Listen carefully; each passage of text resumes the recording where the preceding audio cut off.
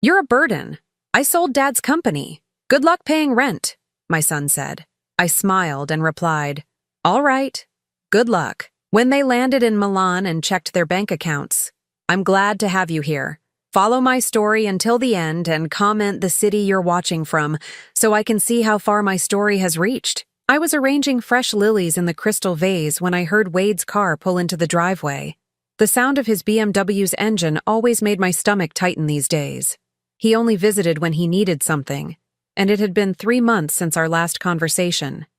Through the window, I watched him emerge from the driver's seat, adjusting his expensive suit jacket. Brittany followed, her heels clicking against the pavement as she smoothed her blonde hair. Even from a distance, I could see the determined set of her jaw. Whatever they were here for, she was the one driving it. The doorbell rang twice, sharp and impatient. I set down the vase and walked slowly to the front door, my heart already preparing for disappointment. When I opened it, Wade barely looked at me. Mom? He said curtly, stepping inside without waiting for an invitation. We need to talk. Brittany swept past me, her perfume overwhelming in the small entryway. She was carrying a leather briefcase, which she clutched like a weapon. Hello, Agatha, she said with that fake sweetness that always made my skin crawl. I led them to the living room, the same one where Wade had taken his first steps 35 years ago. Now he stood in the center of it like a stranger, his arms crossed, looking at everything except me. Can I get you coffee? I just made a fresh pot, I offered, trying to maintain some normalcy. This isn't a social visit, Wade said, his voice colder than I'd ever heard it. Sit down, Mom. There's something you need to know. My legs felt weak as I sank into my favorite armchair, the one Harold and I had picked out together 40 years ago. Brittany sat across from me, opening her briefcase with deliberate precision. Wade remained standing, towering over both of us. The company is sold, he announced, as if he were discussing the weather. The words hit me like a physical blow. What do you mean, sold? Brittany pulled out a thick stack of papers, setting them on the coffee table between us. The sale went through yesterday morning, she said, her voice businesslike. Wade has been handling all the paperwork for months. I stared at the documents, my vision blurring slightly. The company Harold and I had built from nothing, the one that had provided for our family for decades, was gone. But I'm still the majority shareholder, I whispered. Wade let out a harsh laugh. Mom, you haven't been involved in the day-to-day operations for 3 years. Not since Dad died. You don't even understand the financials anymore. That's not true, I said, but my voice sounded small even to my own ears. Look at you, Brittany interjected, gesturing toward me with manicured nails. You can barely manage this house. The bills pile up on your kitchen counter for weeks. You forget appointments. Just last month, you called Wade 3 times in one day asking about the same thing. Heat rose in my cheeks. It was true that I'd been calling Wade more frequently since Harold's death, but not because I was confused, because I was lonely, because I missed having someone to share decisions with. Wade pulled up a chair directly in front of me, his elbows on his knees. Mom, you're 64 years old. You've been struggling since Dad passed. The company needs young leadership, fresh ideas. I can't keep watching you run it into the ground. The company is profitable, I said, my voice stronger now.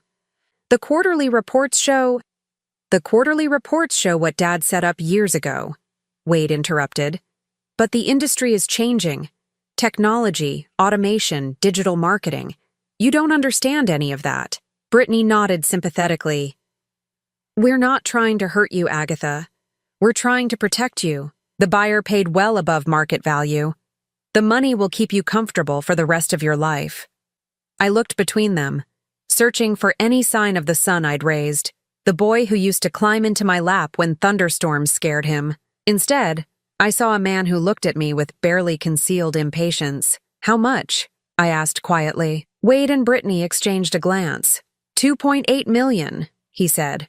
After taxes and fees, you'll have about $1.9 million in your account by Friday. It was a good price. Better than good, actually.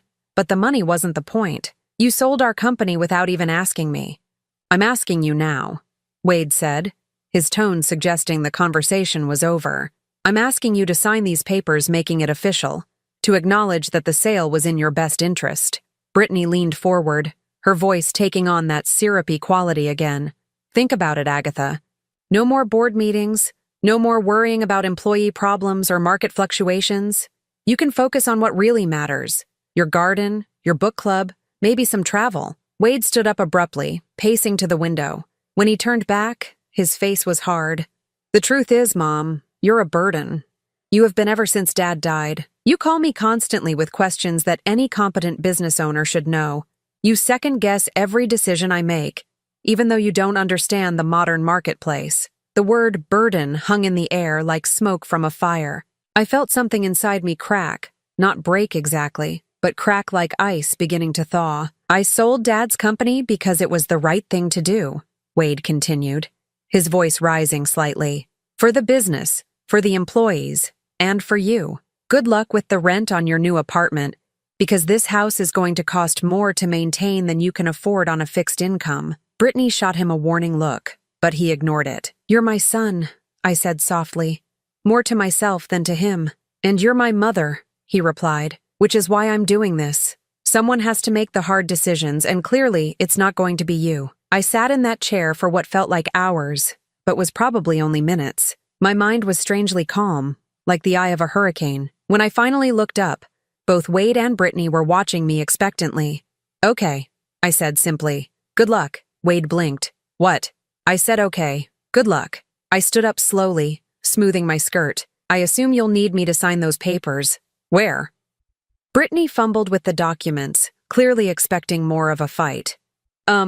Here, and initial there. I signed where they indicated, my handwriting steady despite the tremor I felt inside. When I finished, I handed the pen back to Brittany and walked toward the front door. That's it? Wade called after me. You're not going to argue? Not going to guilt-trip me about family loyalty? I turned back to face him, my hand on the doorknob. Would it change anything? He opened his mouth, then closed it again. I didn't think so, I said. Have a wonderful time in Milan. I hope the weather is nice for your honeymoon.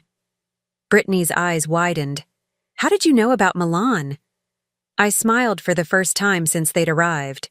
I know more than you think I do. After they left, I sat back down in my armchair and looked around the living room. Everything was exactly the same as it had been an hour ago, yet everything had changed. The silence felt different now, not lonely, but expectant, like the moment before dawn. I reached for my phone and dialed a number I knew by heart. Marcus, it's Agatha. I think it's time we had that conversation. Marcus arrived within the hour, carrying the same worn leather satchel he'd been using since I first met him 25 years ago. My longtime attorney and, more importantly, my friend, looked exactly as I expected him to. Concerned, but not surprised. I take it Wade went through with it, he said, settling into Harold's old chair without ceremony. Every word exactly as we predicted. I poured him coffee from the pot I'd made earlier, my hands steadier now than they'd been in months. He called me a burden, Marcus, his exact words. Marcus shook his head, his gray eyebrows knitting together. I'm sorry, Agatha. I know we prepared for this, but it still must have hurt. I sat across from him, cradling my own cup. The hurt stopped surprising me years ago. What surprises me is how predictable he's become. Shall we review the timeline? Marcus asked, pulling out a thick folder from his satchel. I nodded, though I knew every detail by heart. We'd been planning this for 3 years, ever since Harold's funeral when Wade had pulled me aside and suggested I might want to simplify my business responsibilities. It started in 1983, I began, my voice taking on the cadence of a story I'd told many times. Harold and I were both 25, fresh out of college, and completely broke. I had a business degree and a head full of ideas. He had charisma and the ability to charm investors. Marcus smiled. The classic combination. Except everyone assumed Harold was the brains of the operation. I set down my coffee cup with a soft clink. The bank loans were approved because of his charm. The early partnerships happened because men in the 80s were more comfortable dealing with other men. So we played the game. I walked to the mahogany desk in the corner, pulling out a framed photograph from the bottom drawer. It showed Harold and me at the ribbon cutting for our first office building. He was holding the scissors, beaming at the camera. I was standing slightly behind him, my hand on his shoulder, smiling but watching the crowd. I was always watching, I said, more to myself than to Marcus. While Harold worked the room, I was calculating who had real influence, who was just talking big, which deals would actually materialize. And the company structure, Marcus prompted. Officially, Harold owned 60%, I owned 40%. But the real power was in the subsidiary companies, the holding trusts, the intellectual property rights. All things I set up and managed while Harold focused on the public face of the business. I opened another drawer, this one filled with documents that Wade had never seen. When Wade joined the company 8 years ago, Harold was already showing signs of his heart condition. We knew we needed to plan for succession. Marcus pulled out his reading glasses. That's when you established the Meridian Trust. Exactly. I felt a familiar satisfaction remembering how carefully we'd constructed it. 70% of the company's actual value, the patents, the international contracts, the commercial real estate holdings, was transferred to a trust with me as the sole beneficiary. The remaining 30%, which included the day-to-day operations and the company name, stayed in the traditional corporate structure. And Wade knew none of this? I laughed, but there was no humor in it. Wade knew what he wanted to know. He was so eager to prove himself, to show that he could run things better than his old-fashioned parents. He never asked the right questions. The afternoon sun was streaming through the windows now, illuminating dust motes that danced in the air like tiny secrets. I remembered another afternoon, almost exactly a year ago, when I'd overheard Wade on the phone in Harold's old office. He was talking to Brittany, I said, the memory still sharp. She was asking about the company's assets, about whether I had any real control over the finances. Wade laughed and said I was just a figurehead, that I'd never understood the business side of things anyway. Marcus made a note on his legal pad. That's when you decided to accelerate the timeline. That's when I realized my son had never really known me at all. I returned to my chair, feeling the weight of decades settling around me. For 35 years, I've been the woman behind the curtain. I've let Harold take credit for my ideas, let Wade believe I was just his scatterbrained mother who needed protection. Why? Marcus asked gently. It was a question he'd posed many times over the years. Because I thought it was what they needed from me. I traced the rim of my coffee cup with my finger. Harold needed to feel like the success was his. His pride required it. And Wade needed to believe he was rescuing me from my own incompetence. It gave him purpose. But Harold knew the truth. Harold knew. My voice softened, especially at the end. The night before he died, he made me promise something. He said, "Don't let Wade take advantage of your kindness the way I did. Make sure he learns what you're really worth." Marcus leaned back in his chair, studying me with the look of someone who'd known me long enough to read between the lines. And now Wade has sold what he thinks is our entire company for $2.8 million. I smiled, and this time there was definitely humor in it. What he doesn't know is that he's sold about 30% of the actual value, the shell, you might say. The Meridian Trust holdings are worth, as of yesterday's valuation, approximately $9.2 million. I pulled out a financial statement from the desk drawer. The patents alone are worth $4 million. The commercial properties we own in Houston and Phoenix are worth another $3.5 million. The international distribution rights account for the rest. Marcus whistled low. And Wade has no idea. Wade has spent the last 3 years telling me I don't understand modern business. He's probably right. I don't understand why you'd sell a profitable company without doing due diligence on its actual assets. I stood and walked to the window, looking out at the garden Harold and I had planted together. Do you know what Wade said to me last Christmas? He said I was living in the past, that I needed to accept that the business world had moved beyond what a woman of my generation could understand. What did you tell him? I told him he was probably right. I turned back to Marcus, and then I made 3 new international deals and increased our patent portfolio by 40%. Marcus closed his folder and leaned forward. So what happens now? Now we wait for Wade and Brittany to arrive in Milan. They're staying at the Palazzo Parigi, the presidential suite. I booked it for them myself, as a wedding gift, using company funds that no longer exist, using funds from an account that Wade thinks contains his inheritance money. I felt a small flutter of anticipation in my chest. The account that will show a zero balance when they try to access it tomorrow morning. And the 53 calls? I laughed, the sound echoing in the quiet room. That's just an estimate. Knowing Wade, it might be more. Marcus packed his papers back into his satchel, but he didn't stand to leave. Agatha, are you sure about this? Once this plays out, there's no going back with Wade. I considered his question. Really considered it. Was I sure? Was I ready to lose my son completely in order to teach him who I really was? Marcus, I said finally. I lost my son the day he decided I was a burden. Everything that happens now is just me getting my dignity back. After Marcus left, I sat alone in the house that suddenly felt more like home than it had in years. I picked up my phone and scrolled through my contacts until I found the number I was looking for. Carla, it's Agatha. Yes, I know it's been a while. Listen, I have a proposition for you. How would you feel about running a company again? As I talked, outlining my plans for expanding the business Wade had just unknowingly signed away, I realized something had shifted inside me. For the first time since Harold's death, I felt like myself again. The real me. The woman who'd built an empire while everyone thought she was just serving coffee and keeping the books. Tomorrow, Wade would learn the difference. Whether he could handle the truth remained to be seen. The first call came at exactly 9:47 a.m. Milan time, which was 2:47 a.m. where I was sitting in my kitchen, wide awake with a cup of chamomile tea.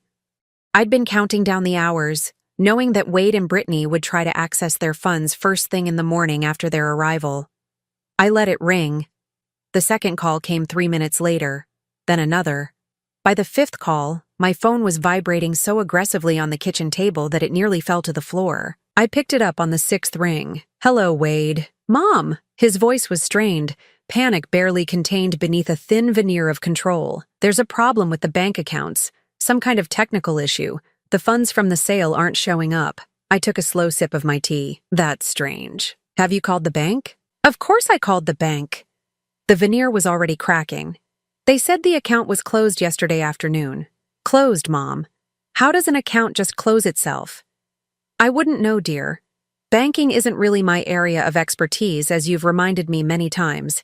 There was a pause, and I could hear Brittany's voice in the background, sharp and demanding. Wade covered the phone, but I could still make out her words. Tell her to fix it. Now. Mom. Wade's voice was back, more controlled but with an edge I'd never heard before. I need you to call Marcus. Ooh.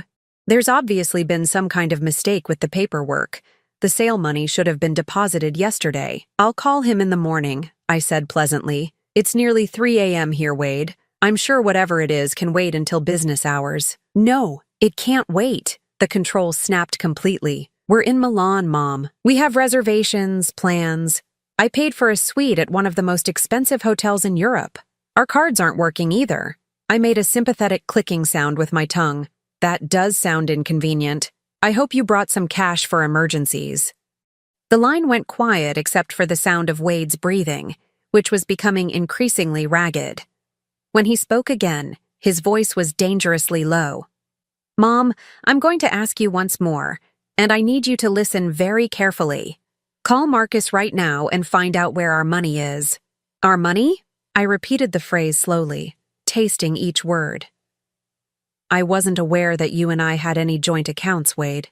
The money from the sale, my inheritance, the $2.8 million that should be in my account right now. I set down my teacup with deliberate care. Oh, that money. Yes, I know exactly where that is. Thank God, I heard him exhale. So call Marcus and... It's in my account, I said simply. The silence that followed was so complete I wondered if the call had dropped. Then Wade's voice came back, barely above a whisper. What did you say? I said the money is in my account, where it's always been, where it will stay. The explosion was immediate. What the hell are you talking about? I sold the company. I have the paperwork. You signed it yourself. Yes, you did sell the company. And yes, I did sign the papers. You sold 30% of Herald Industries for $2.8 million. Quite a good price for what you actually owned, all things considered. I could hear Brittany now, her voice getting closer to the phone. What is she saying? Wade, what is she talking about? Mom. Wade's voice was shaking now, whether from rage or fear, I couldn't tell. Stop playing games. You can't do this. The company was Dad's. It's mine now. The company name was your father's, yes. And the daily operations, the employee payroll, the office lease in downtown Austin. All of that was yours to sell, and you did. Congratulations. Then where? His voice cut off abruptly, and I knew he was beginning to understand. Where are the assets? I finished for him. The patents, the international contracts, the commercial real estate, the manufacturing rights. Those were never part of what you inherited, dear. Those were always mine. The phone clattered, and I heard Brittany's voice clearly now. Give me that phone. Mrs. Holloway, this is Brittany. I think there's been a misunderstanding. Hello, Brittany. How's the weather in Milan? Never mind the weather. Wade is telling me you're claiming ownership of assets that rightfully belong to him. That's not legally possible. I've seen the incorporation papers. You've seen some incorporation papers, I corrected. The ones Wade wanted you to see. Tell me, did you happen to review the Meridian Trust documents? Or the Patterson Holdings subsidiary? Or perhaps the intellectual property assignments filed with the state of Delaware? The silence told me everything I needed to know. I didn't think so. I continued. You see, Brittany, when you spend 40 years building a business, you learn to protect your interests. You learn that sometimes the most important assets are the ones that aren't written on the letterhead. Wade's voice came back on the line, and now there was definitely fear there. Mom, you can't do this. I'm your son. We're family. Yes, we are family. Which is why you felt comfortable calling me a burden and selling what you thought was my life's work without even consulting me. I stood up from the kitchen table and walked to the window, looking out at the sunrise beginning to paint the sky pink.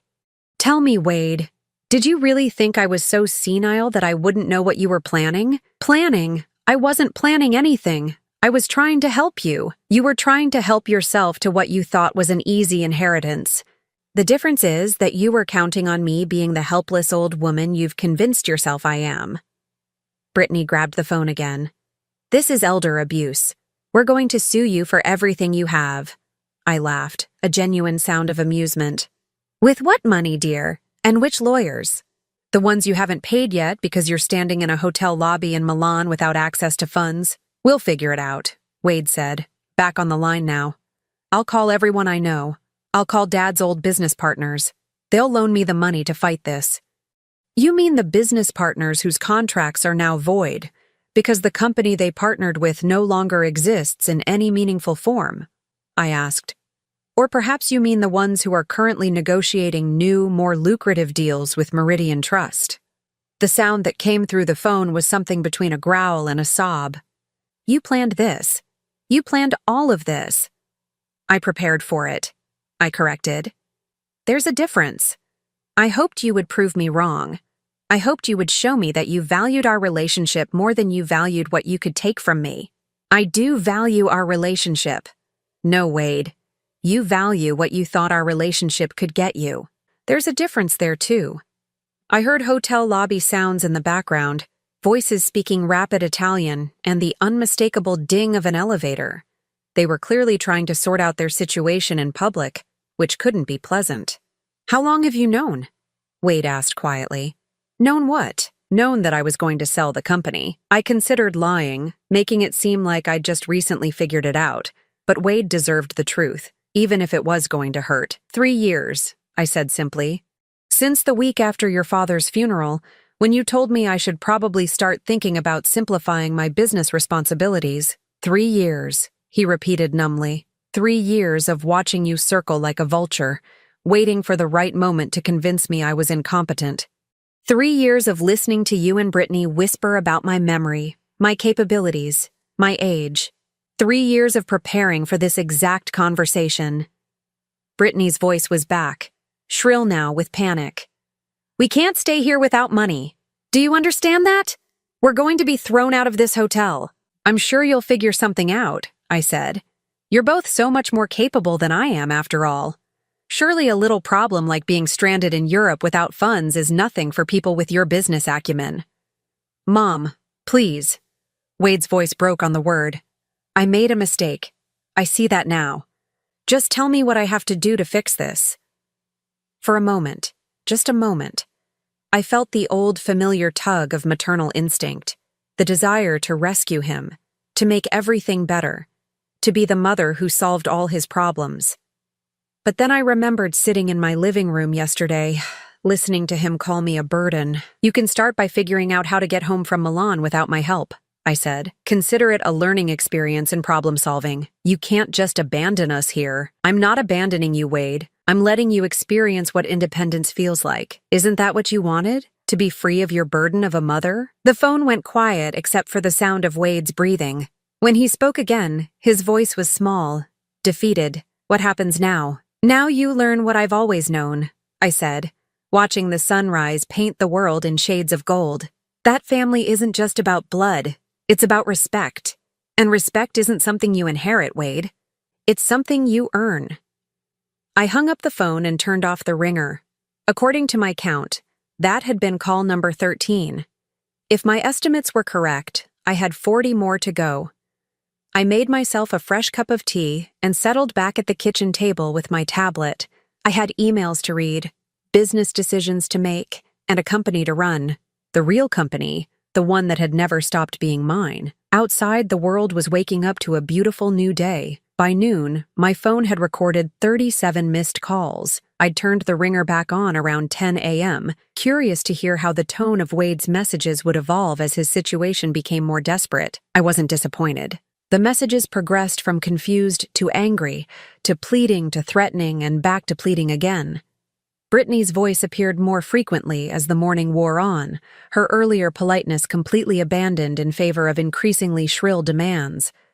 I was in my garden, pruning the roses Harold had planted for our 20th anniversary, when call number 38 came in. This time I answered on the first ring. "Good afternoon, Wade." "Mom." His voice was hoarse now, exhausted. "We need to talk. Really talk." "I'm listening. Not on the phone. Face to face. We're coming home." I paused in my pruning, considering this development. "With what money? I believe you mentioned that your cards weren't working." I called Uncle Robert. He's wiring us money for plane tickets. Harold's brother Robert, the one who'd always been jealous of our success. I could only imagine the conversation Wade had with him, probably painting me as a vindictive old woman who'd stolen his rightful inheritance. "That was resourceful of you," I said. "We'll be back tomorrow evening. Will you be home?" "This is my home, Wade. Where else would I be?" The line went quiet for a moment. "Mom, I need you to know that I'm going to fight this. Legally, I mean. I can't let you destroy Dad's legacy out of spite." "Harold's legacy," I repeated slowly. "Tell me, Wade, what do you think your father's legacy actually is?" "The company. The business he built from nothing." "We built from nothing," I corrected. "Your father and I. Together. But I understand why you'd forget that detail." "Fine. We built. That doesn't change the fact that you're destroying it now." I set down my pruning shears and sat on the garden bench Harold had built for me after my first cancer scare 10 years ago. "I'm not destroying anything, Wade. I'm protecting it." "From who?" "From you." The honesty of my answer seemed to catch him off guard. Several seconds passed before he responded. "From me? Mom, I'm trying to honor Dad's memory. I'm trying to build on what he created. What you're trying to do is cash out as quickly as possible so you and Brittany can live a lifestyle you haven't earned." My voice was calm, matter of fact. "The buyer you found, Stewart Industries. They specialize in acquiring companies just to strip their assets and fire their employees. Did you know that?" Silence. "I thought not. Did you know that they planned to close our Austin office and move everything to Mexico within 6 months? Did you know that 43 families would have lost their jobs by Christmas?" "That's not. I didn't." "You didn't ask, Wade. You saw a big number in dollar signs, and you didn't ask what would happen to the people your father and I spent 40 years building relationships with." I could hear Brittany in the background, her voice urgent but too distant to make out words. "The employees would have found other jobs," Wade said, but his voice lacked conviction. "Margaret Henley has been our office manager for 18 years. She's 56 years old with a high school education. When do you think she'd find another job that pays what we pay her? Tom Rodriguez has been with us since he was 22. His daughter just started college. How exactly do you think he'd afford tuition after getting laid off?" "Business isn't charity, Mom. Sometimes people get hurt." "You're right. Business isn't charity, but it's not pillaging either. There's a difference between making hard decisions and making selfish ones." The conversation was interrupted by what sounded like an argument in Italian. Hotel staff, probably. I could imagine the scene. Wade and Brittany standing in an opulent lobby, looking increasingly disheveled as they tried to negotiate with people who didn't care about their American entitlement. "We'll be home tomorrow," Wade said finally, "and we'll settle this properly. I look forward to it." After he hung up, I sat in the garden for a long time, thinking about the conversation and what would come next. I knew Wade would lawyer up the moment he got back to Austin. I knew he'd try to find some way to challenge the trust structure, to claim I'd manipulated Harold or taken advantage of his illness. What Wade didn't know was that I'd been preparing for that possibility too. I pulled out my phone and called Marcus again. "Let me guess," he said before I could speak. "They found out about Milan. Call number 38. They're flying back tomorrow on Uncle Robert's dime." And Wade's threatening legal action. He thinks he can overturn the trust. Marcus chuckled. "I assume you're ready for that too." "Pull the video files," I said. "All of them.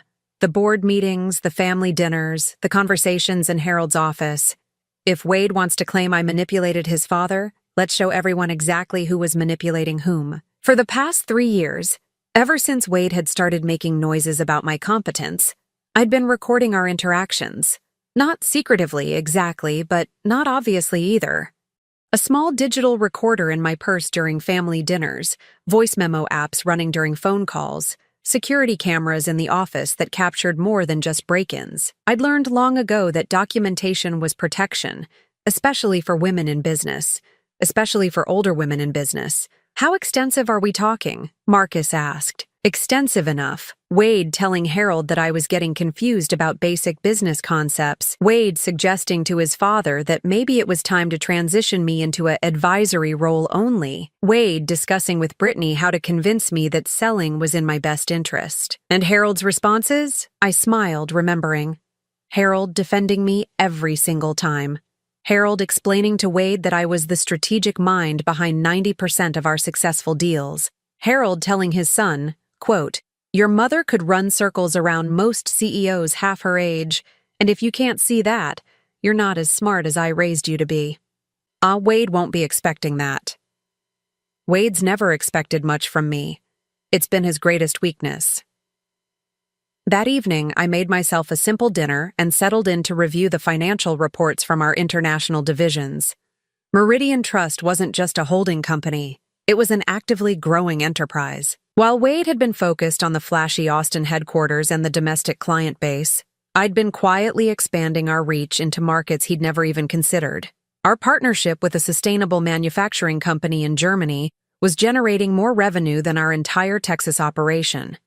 Our licensing deals in Japan had doubled in value over the past 18 months. The software patents we'd developed for inventory management were being used by companies across 3 continents.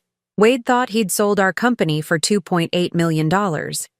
What he'd actually done was sell the least valuable portion of an empire worth more than $15 million. My phone buzzed with a text message from an unknown number. "This isn't over. You've made the biggest mistake of your life. B." Brittany apparently had found a way to send international texts. I wondered if she'd borrowed someone's phone, or if she'd convinced Uncle Robert to include messaging in his emergency assistance. I typed back, "The biggest mistake of my life was letting you into my family. I'm correcting that now." The response came immediately. "Wade will never forgive you for this." I stared at that message for a long moment, feeling something settle deep in my chest, something that felt like relief. "Good," I typed back. "Maybe now we can have an honest relationship." I turned off my phone after that and spent the evening reading. Harold had always said that the best business decisions were made with a clear mind and a calm heart. Tomorrow would bring drama, accusations, and probably lawyers. Tonight, I wanted to enjoy the peace of a house that finally felt like mine again. Around midnight, I walked through the rooms Harold and I had shared for so many years. The living room where we'd planned our first expansion, the kitchen where we'd celebrated our biggest contracts, the office where we'd worked side by side building something we were proud of. For 3 years, this house had felt like a mausoleum, a shrine to a man who was gone and a business I thought I'd lost control of. Tonight, it felt alive again. I stopped in front of the family photos lining the hallway, looking at images of Wade as a child, a teenager, a young man just starting his career. In every photo, he was smiling, confident, surrounded by love and support. I'd given him everything I could think of to give him: education, opportunity, unconditional love, and a path to success. What I'd apparently failed to give him was respect for the people who'd provided all those things. Tomorrow, he'd learn what it felt like to lose them. And maybe, if I was very lucky, he'd also learn what it took to earn them back. Wade's rental car pulled into my driveway at 6:43 p.m. the following evening. I'd been watching from the kitchen window, timing their arrival with the same precision I'd once used to schedule international conference calls. They were 12 minutes later than the flight tracking app had predicted, which meant they'd probably argued about something during the drive from the airport. I didn't rush to answer the door when Wade's familiar, impatient knock echoed through the house. Instead, I finished washing my dinner dishes, dried my hands carefully, and smoothed my hair before walking slowly to the entryway. Through the frosted glass, I could see two figures standing stiffly on my porch. When I opened the door, the difference in their appearance was startling. Wade's usually immaculate suit was wrinkled from travel, his hair disheveled, and his eyes held a wild, desperate look I'd never seen before. Brittany looked even worse. Her makeup was smeared, her designer clothes looked slept in, and she was clutching an oversized purse like a life preserver. "Mom," Wade said, his voice carefully controlled. "We need to talk." "Of course. Come in." They followed me to the living room, the same space where this had all begun just 4 days ago, but the dynamic had shifted completely. Where Wade had once stood confidently, now he perched on the edge of the sofa like he was ready to bolt. Brittany sat beside him, her eyes darting around the room as if she was cataloging items for potential value. "I've brought my lawyer," Wade announced, trying to reclaim some authority. "He'll be here tomorrow morning. We're going to contest the trust documents." "That's certainly your right," I said pleasantly, settling into my favorite chair. "Though I should warn you that legal challenges to properly executed trusts rarely succeed, especially when there's 30 years of documentation supporting their validity." Brittany leaned forward, her composure finally cracking completely. "You can't do this to us, Agatha. We have a life planned. We have commitments. I quit my job at the hospital because Wade said we'd be set for life." "You quit your job?" I raised an eyebrow. "How presumptuous of you." "We bought a house," Wade said quietly, "based on the expected sale price. The down payment is due next week." "That does sound like a problem," I agreed.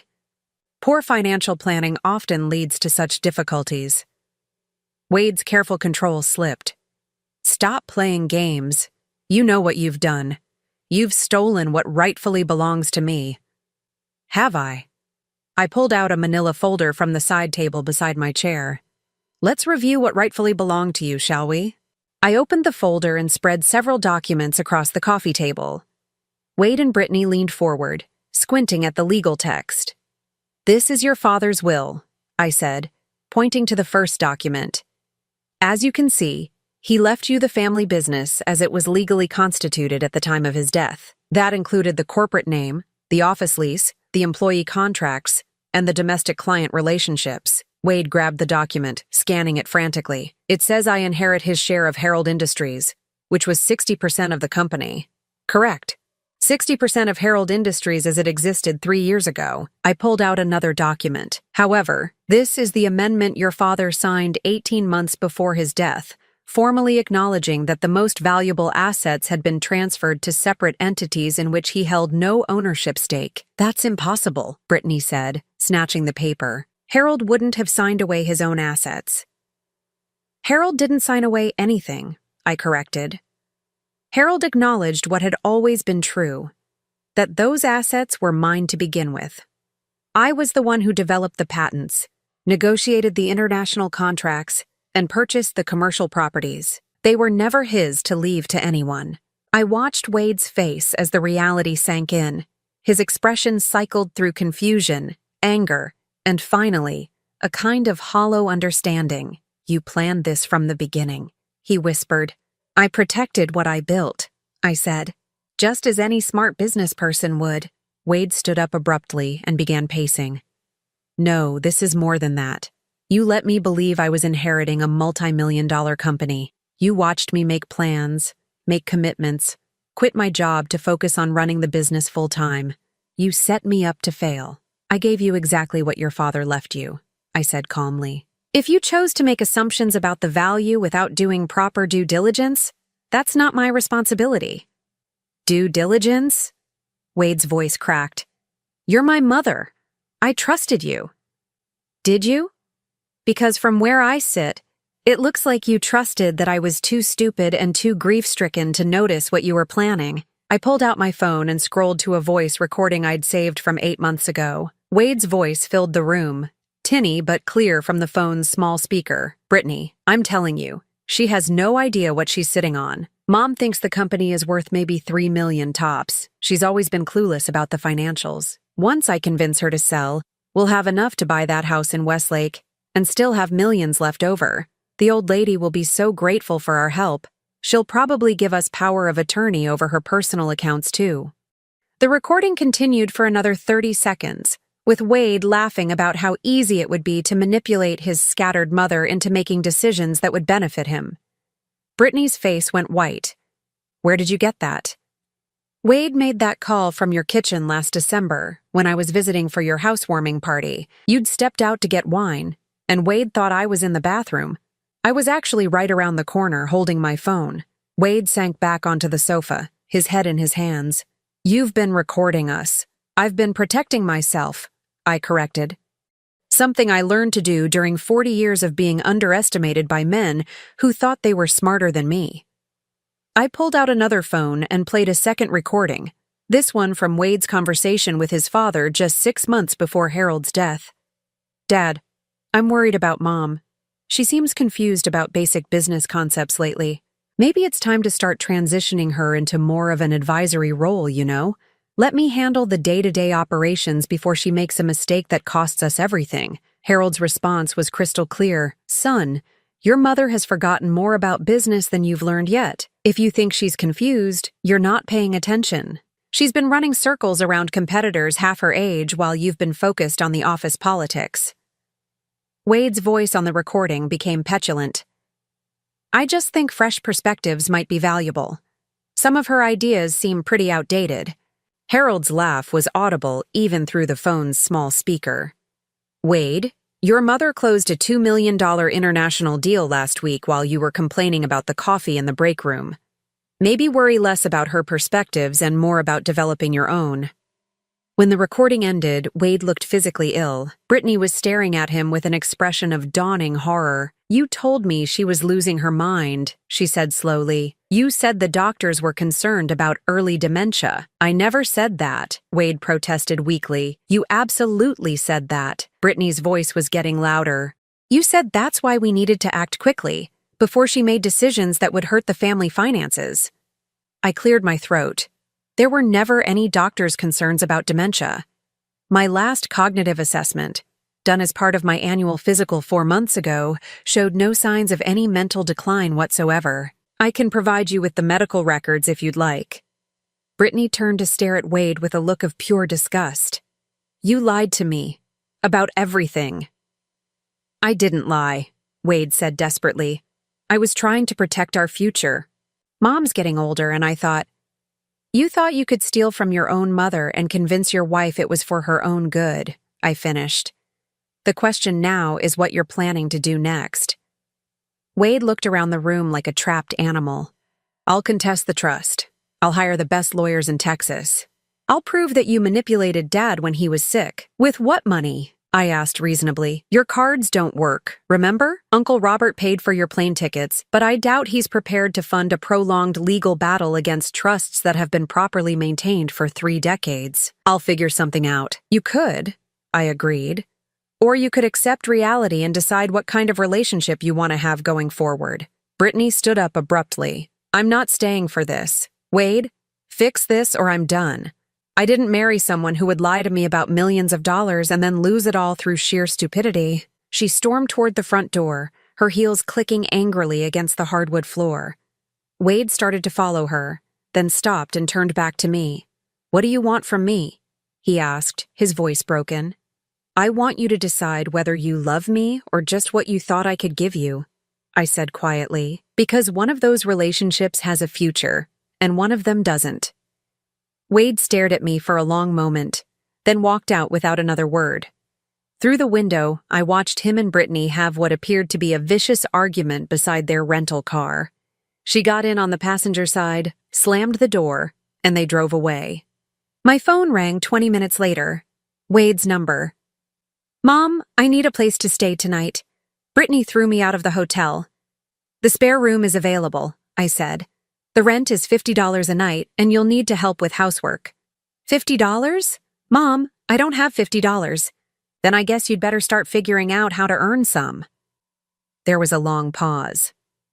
"Are you really going to make me homeless?"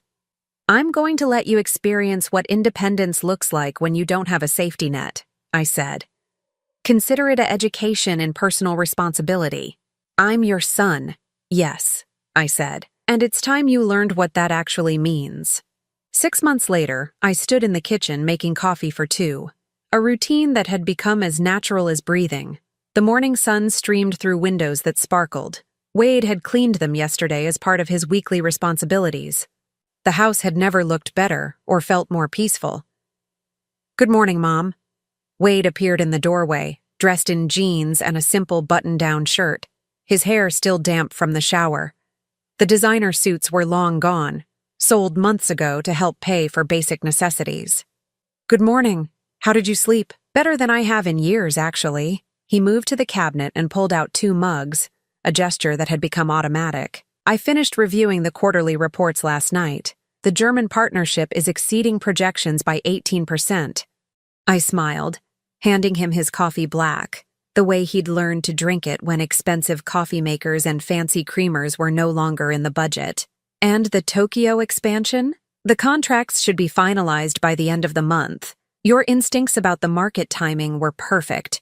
It had taken Wade 3 months to stop being bitter about working for his mother instead of inheriting her company. It had taken another 2 months for him to realize that he was actually learning more about business than he ever had when he thought he was entitled to success. The transformation hadn't been easy or pretty. After Brittany left him at the hotel that night, Wade had spent 2 weeks sleeping on friends' couches, trying to borrow money for lawyers to contest the trust. One by one, his friends had stopped returning his calls when they realized he had no way to pay them back. Uncle Robert had refused to fund a legal battle after Harold's lawyer confirmed that the trust documents were airtight. Wade had finally shown up on my doorstep 3 weeks later, exhausted and humbled, asking if my offer of the spare room was still available. "I'll pay the $50 a night," he'd said, standing on the porch with a single suitcase. "And I'll do the housework. I just need somewhere to stay while I figure out what comes next." "What comes next is up to you," I'd told him. "But if you're staying here, you follow my rules." The rules had been simple, but non-negotiable. No drinking, no drugs, no overnight guests without permission. Rent paid weekly in advance, household chores assigned and completed without complaint. Most importantly, if he wanted to be part of the family business again, he would start at the bottom and work his way up based on merit, not bloodline. "I have a meeting with the Henderson Group this afternoon," I said now, settling at the kitchen table with my coffee. "Would you like to sit in?" Wade's eyes lit up. "Really? They're one of our biggest potential clients. They're also notoriously difficult to work with. I thought you might learn something from watching how to handle demanding customers." 6 months ago, Wade would have bristled at the suggestion that he needed to learn anything. Now he nodded eagerly. "I'd appreciate that. Should I prepare anything in advance?" "Review their file. Study their previous partnerships. Think about why they might be hesitant to work with us and how we might address those concerns." "Already done," Wade said, pulling out a notebook filled with his handwriting. I stayed up until midnight researching their corporate culture and recent market challenges. I felt a familiar warmth in my chest, the same feeling I'd had when Wade was 8 years old and had spent hours building an elaborate Lego castle, determined to get every detail perfect. Somewhere along the way, I'd lost that focused, determined child. I was grateful to see glimpses of him returning. "Wade," I said carefully, "I want you to know that I'm proud of how hard you've been working." He looked up from his notebook, surprised. "You are?" "I am. When you first came back, I wasn't sure if you were here because you genuinely wanted to change or just because you had nowhere else to go. Honestly, At first, it was because I had nowhere else to go. Wade's face reddened slightly. I spent those weeks on couches planning how I was going to prove you wrong, how I was going to get back what I thought was mine. It took me a while to realize that what I thought was mine was never really mine to begin with. And now? Wade set down his coffee cup and looked directly at me. Now I realize that I wasted the first 35 years of my life trying to live up to an image of Dad that wasn't even real. I thought being a man meant taking what I wanted and never asking for help. I thought strength meant never admitting when I was wrong. And what do you think now? I think Dad was successful because he was smart enough to marry someone smarter than him and humble enough to listen to her advice. Wade's voice was steady, serious. I think I missed out on 35 years of learning from the most capable person I know because I was too arrogant to see past my own assumptions. The conversation was interrupted by the ringing of my phone. The caller ID showed a number I hadn't seen in months. Brittany. Wade saw the name on the screen and tensed. Are you going to answer it? I'm curious what she wants after all this time. I accepted the call. Hello, Brittany. Agatha? Hi. I hope I'm not calling at a bad time. Her voice was different. Smaller somehow, less confident than I remembered. It's fine. What can I do for you? I was wondering, is Wade there? I've been trying to reach him, but his number's been disconnected. I glanced at Wade, who was shaking his head vigorously. He's here. Would you like to speak with him? Actually, I was hoping to speak with you first. I have something I need to say. Wade raised his eyebrows but didn't object when I put the phone on speaker. I owe you an apology, Brittany continued. A big one. I was wrong about you, and I was wrong to encourage Wade to do what he did. What changed your mind? I asked. Life, she said with a bitter laugh. After I left Wade in Austin, I moved back in with my parents. I've been job hunting for 6 months, and let me tell you, it's humbling. I forgot what it was like to actually work for things instead of just expecting them to be handed to me. I see. I also had time to think about our marriage, about the person I was when I was with Wade. I didn't like that person very much. I was entitled and greedy and completely comfortable with the idea of taking advantage of someone who'd done nothing but love and support their child. Wade was staring at the phone with an expression I couldn't quite read. I called to apologize to you, Brittany continued, but also to tell Wade something important. The divorce papers are being filed this week. I'm not asking for anything except my personal belongings. I don't deserve anything more than that, Brittany. Wade said quietly. You don't have to. Yes, I do. Wade, you made mistakes, but I made them worse. I pushed you to see your mother as an obstacle instead of an ally. I convinced you that taking advantage of her was somehow justified. I'm ashamed of who I was, and I'm sorry. After she hung up, Wade and I sat in silence for several minutes. How do you feel? I asked finally. Relieved, he said without hesitation. Sad, but relieved. The person I was when I was married to Brittany wasn't someone I liked very much either. And now, Wade looked around the kitchen, at the simple breakfast we'd shared, at the honest work waiting for both of us. Now I feel like maybe I'm becoming someone Dad would have been proud of. Your father was always proud of you, I said gently. He just wanted you to be proud of yourself too. That afternoon's meeting with the Henderson group went better than I'd hoped. Wade asked intelligent questions, took detailed notes, and offered insights that showed he'd really done his homework. When they asked about our succession planning, I was able to point to Wade as our Director of Operations, a title he'd earned through 6 months of 60-hour weeks and flawless performance. After the clients left, Wade and I sat in the conference room reviewing the notes. I think they're going to sign, he said, organizing his papers. I think so too. That was excellent work today. Wade smiled, but then his expression grew serious. Mom, can I ask you something? Of course.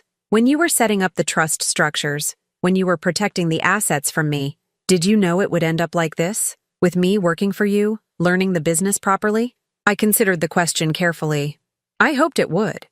But I was prepared for the possibility that you'd walk away forever and never speak to me again. What would you have done then? I would have run the company myself until I couldn't anymore, then sold it to someone who would take care of our employees. I paused. But I would have missed you every day for the rest of my life. Wade's eyes filled with tears. I'm sorry I put you through that. I'm sorry I made you feel like you had to choose between protecting yourself and protecting me. You didn't make me choose, I said. You made a choice about what kind of son you wanted to be. I just made sure that choice had real consequences. And if I'd chosen differently, if I'd kept fighting you in court, then you would have learned that respect can't be inherited or stolen. It can only be earned. Wade nodded slowly. I think I'm finally starting to understand that.